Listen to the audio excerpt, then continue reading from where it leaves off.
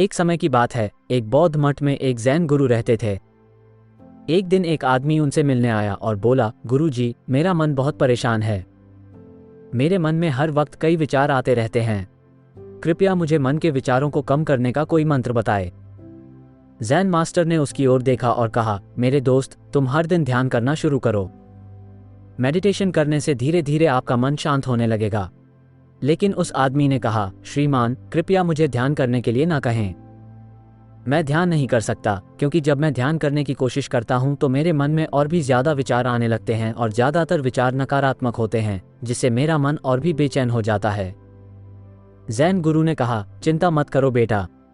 ध्यान के शुरुआती चरण में ऐसा होता है, लेकिन धीरे धीरे ध्यान का अभ्यास करने से आपका मन शांत होने लगेगा। लेकिन उस आदमी ने कहा, गुरुजी, ध्यान करना मेरे बस की बात नहीं है। कृपया आप मुझे मेरे मन को शांत करने का कोई और मंत्र बताएं। जैन गुरु ने उसे देखा और सोचा, ये आदमी ऐसे नहीं समझने वाला। फिर उन्होंने कहा, ठीक है, अगर तुम जिद कर रहे हो तो मैं तुम्हें एक मंत्र देता हूं जो आपके मन को शांत कर सकता है। फिर उसने उसके कान में एक मंत्र फुसफुसाया और कहा, तुम्हें प्रतिदिन अकेले बैठकर इस मंत्र का जाप करना है। वो आदमी बहुत खुश हुआ और बोला, धन्यवाद गुरु, मैं हर दिन इस मंत्र का जाप जरूर करूंगा। जैसे ही वो जाने के लिए पीछे मुड़ने वाला था, जैन मास्टर ने कहा, लेकिन एक बात याद रखना, इस मंत्र का पाठ करते समय बंदर के बारे में मत सोचना, वरना मंत्र बेकार हो जाएगा। आदमी ने कहा, गुरुजी, मैं बंदर के बारे में क्यों सोचूंगा? मैंने अपने पूरे जीवन में कभी बंदर के बारे में नहीं सोचा। तुम इसकी चिंता मत करो। और वो वहां से चला गया। वो आदमी खुशी खुशी घर वापस आया और मंत्र जाप करने बैठ गया। जैसे ही उन्होंने मंत्र का जाप करना शुरू किया, उन्हें जैन गुरु के शब्द याद आ गए कि जब आप इस मंत्र का जाप करें तो बंदर के बारे में मत सोचना। जैसे ही उसे गुरुजी की बातें याद आईं, उसके दिमाग में बंदर की तस्वीरें आने लगी।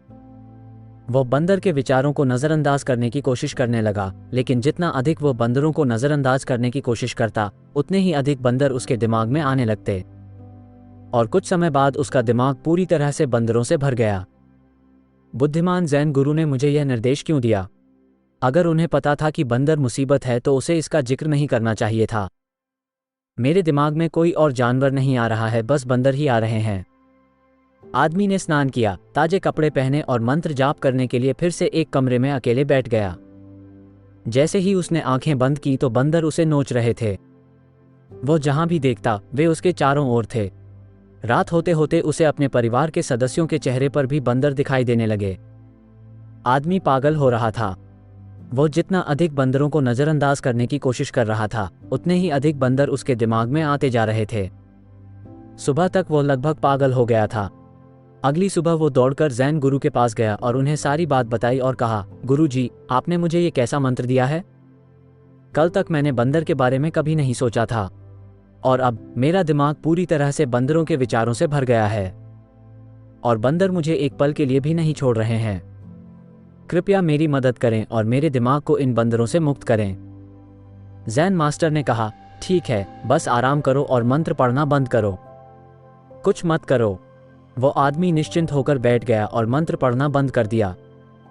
उसे आश्चर्य हुआ कि अब बंदर का ख्याल भी नहीं रहा, सब कुछ सामान्य हो गया। तब जैन मास्टर ने कहा, देखो मेरे दोस्त, मैं तुम्हें बस हमारे मन की प्रकृति के बारे में बताना चाहता था। कभी भी अपने दिमाग से लड़ने की कोशिश न करें। जैसे जितना अधिक आप स्प्रिंग को दबाएंगे, वो उतना ही अधिक उछलेगा।